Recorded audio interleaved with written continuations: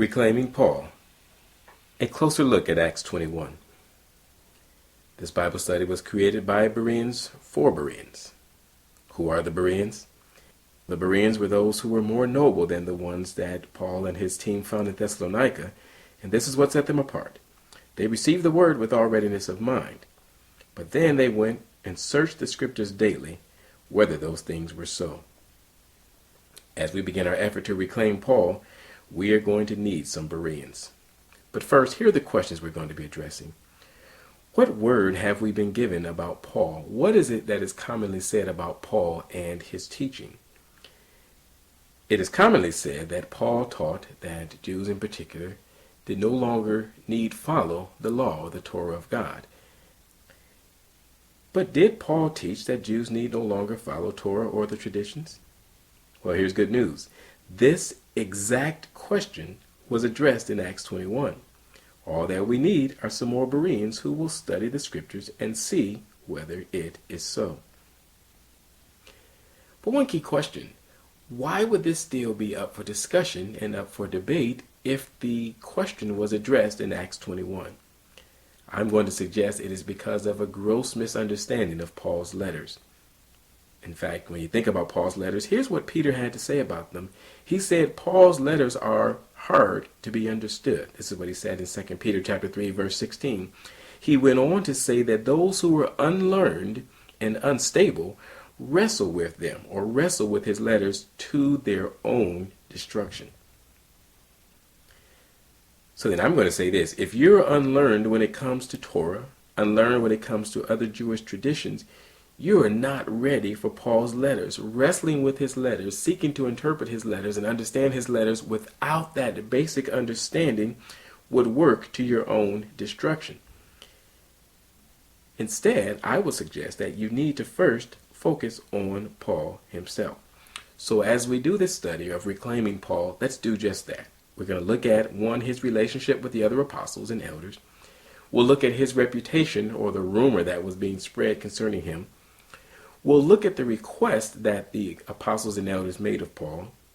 We'll look at his response to that request. And finally, we'll make some suggestions regarding what our responsibility should be on this same subject matter. The heart of our study will come from Acts chapter 21, beginning in verse 17, where we read, "And when we were come to Jerusalem, the brethren received us gladly. And the day following, Paul went in with us unto James, and all the elders were present.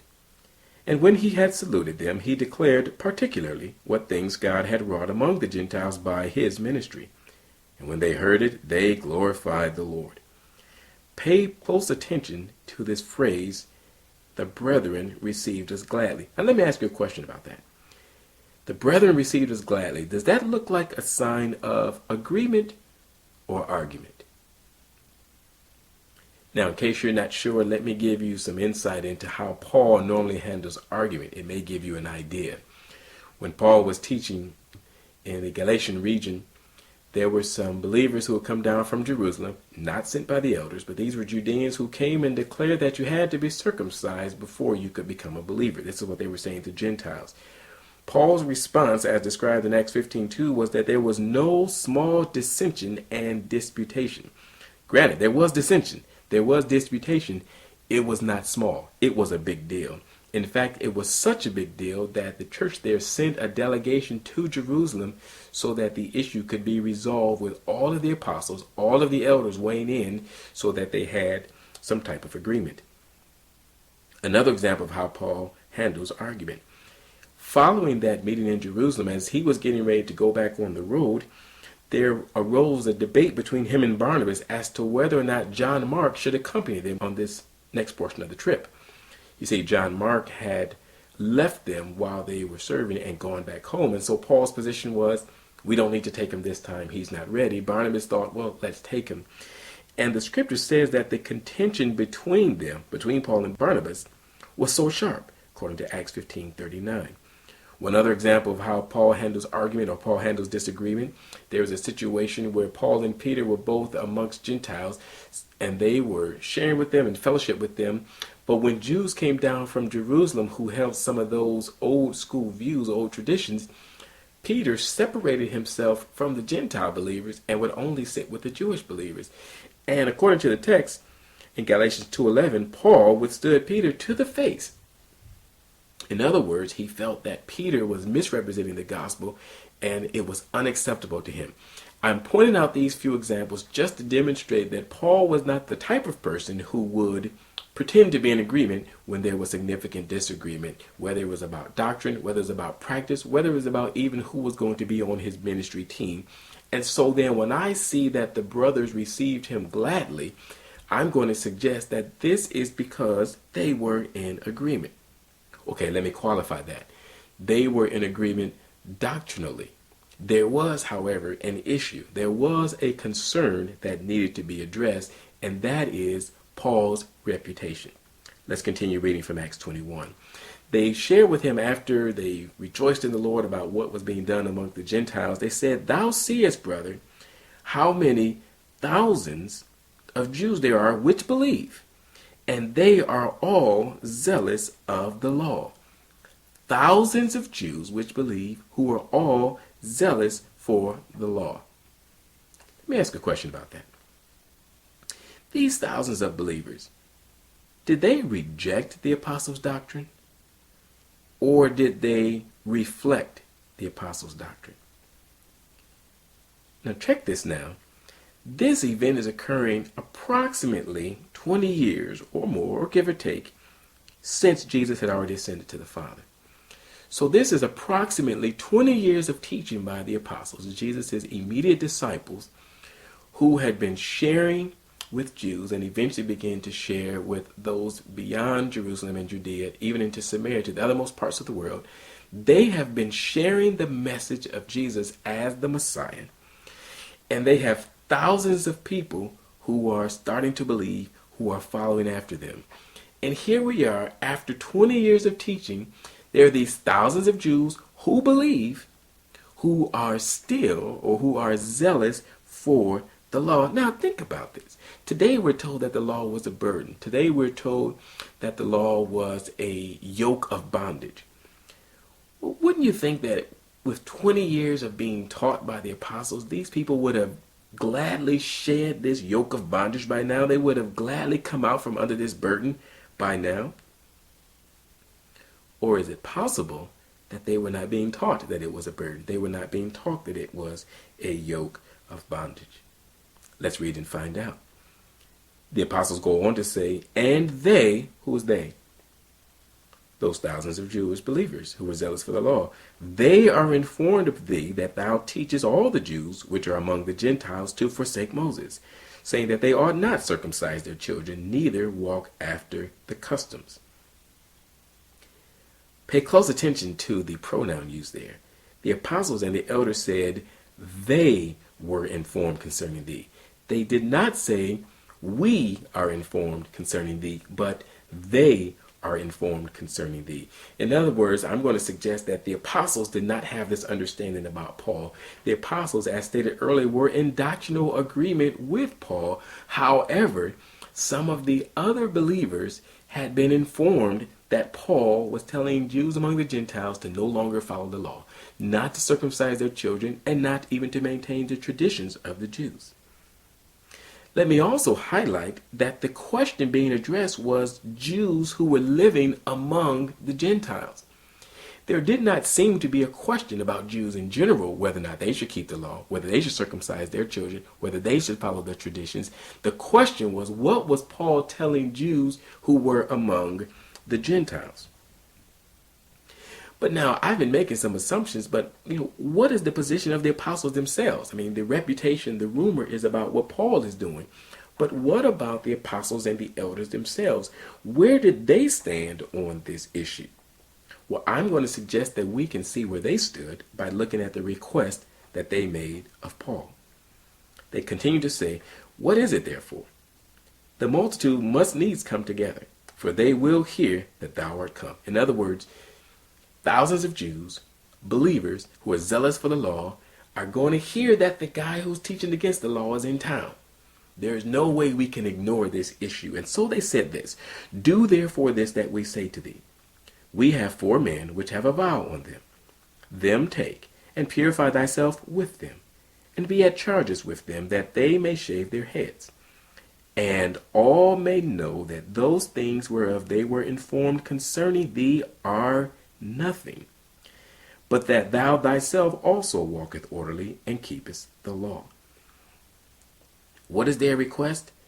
Paul, we've got some guys who are under a vow. We want you to join with them, participate with them at the closing of their vow, fulfill the things that have to be done at the end of a vow. We believe this will be a demonstration to everybody that the rumors about you, the reputation that you have amongst the people, that there is nothing to it, but that they will be able to see that you also walk orderly. You also keep the law. See, the apostles, the elders, they knew that Paul kept Torah. They knew that Paul taught others to keep Torah.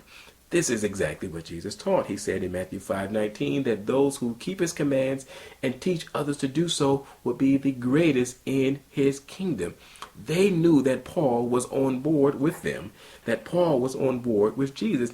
In fact, they even knew that Paul was on board concerning what some would call, or the so-called ceremonial laws. Yes, I'm even talking about animal sacrifice. Okay, now I can already hear the questions. Brother, you had me, or I was considering that maybe we had a misunderstanding about Paul, but not about animal sacrifice. For sure, that ceremonial stuff has been done away with. There is nothing in the text at all that says that Paul was participating in animal sacrifice. Well, it's not in this text.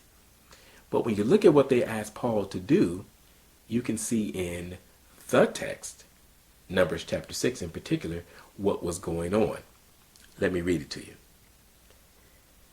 And the Lord spake unto Moses, saying, Speak unto the children of Israel, and say unto them, When either man or woman shall separate themselves to vow a vow of a Nazarite, to separate themselves unto the Lord, he shall separate himself from wine and strong drink, and shall drink no vinegar of wine or vinegar of strong drink. Neither shall he drink any liquor of grapes, nor eat moist grapes or dried.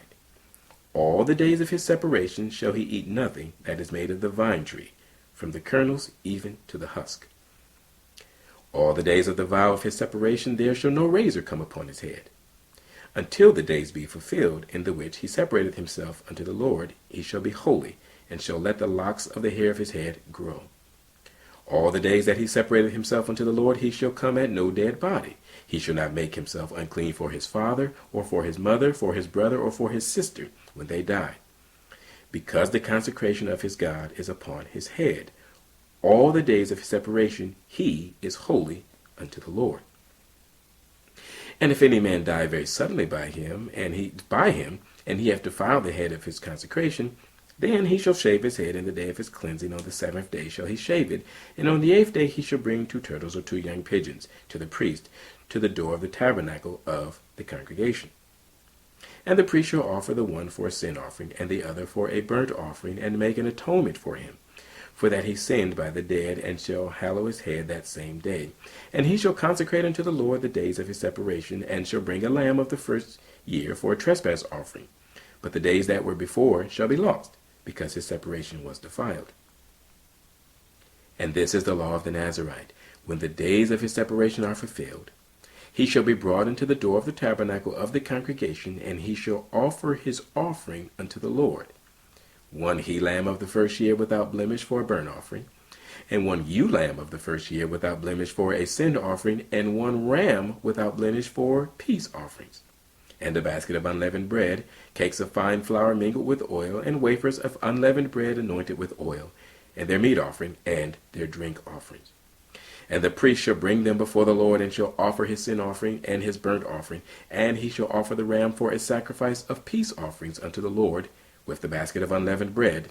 The priest shall offer also his meat offering and his drink offering. And the Nazarite shall shave the head of his separation at the door of the tabernacle of the congregation, and shall take the hair of the head of his separation, and put it in the fire which is under the sacrifice of the peace offerings. And the priest shall take the side and shoulder of the ram, and 1 unleavened cake out of the basket, and 1 unleavened wafer, and shall put them upon the hands of the Nazarite, after the hair of his separation is shaven. And the priest shall wave them for a wave offering before the Lord. This is holy for the priest. with the waved breast and heaved shoulder. And after that, the Nazarite may drink wine. This is the law of the Nazarite who hath vowed, and of his offering unto the Lord for his separation, beside that his hand shall get, according to the vow which he vowed, so he must do after the law of his separation. Does that sound familiar at all? Absolutely, it sounds familiar. This is the process that Paul was asked to take part in so that he could demonstrate that the rumors about him were not true, so that he could demonstrate that he himself walked orderly, that he also kept the law. This was the request. But now, in fairness, we cannot just blame Paul for their request. We need to look at his response, and then we can see whether or not he agreed with them or not. Because here's how I'm thinking about it.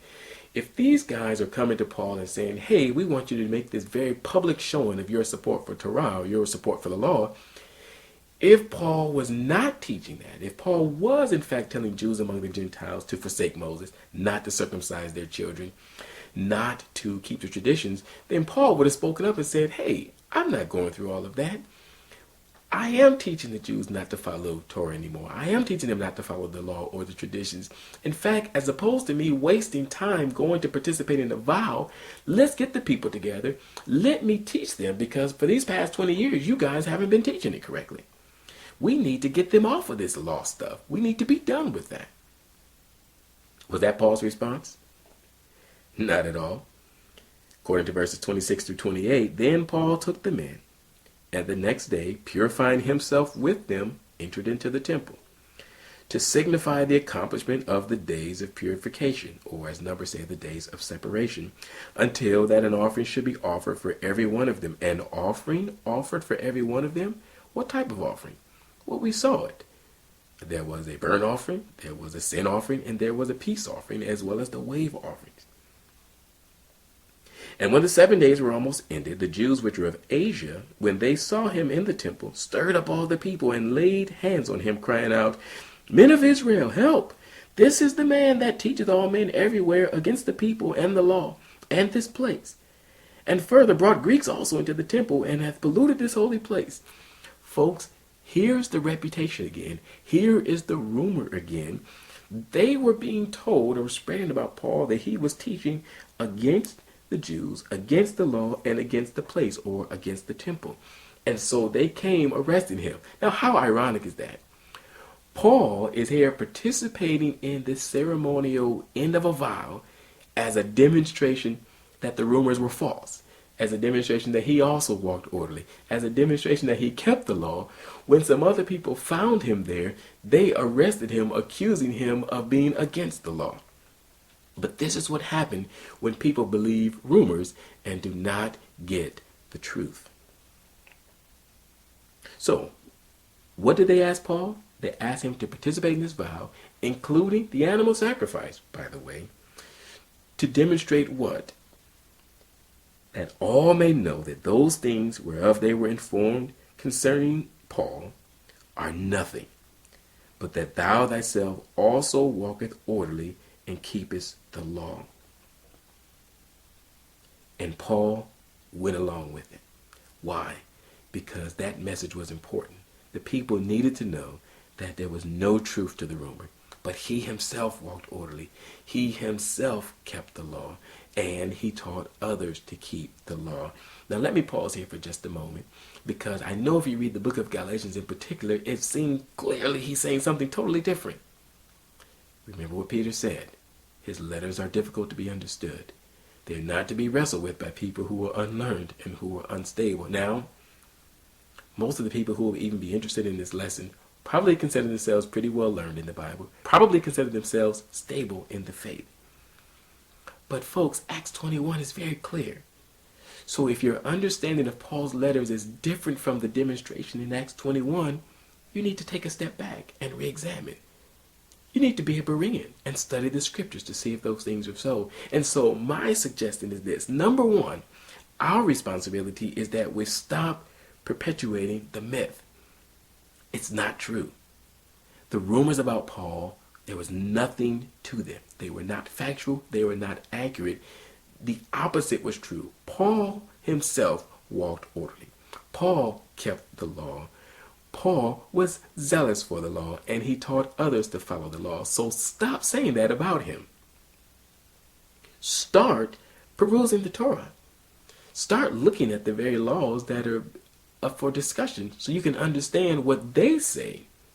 And once you understand what's in the law, you will begin to have a foundation for understanding what it was that Paul was actually saying. So stop perpetuating the myth, start perusing the Torah, and then continue by pursuing an understanding of Paul's letters.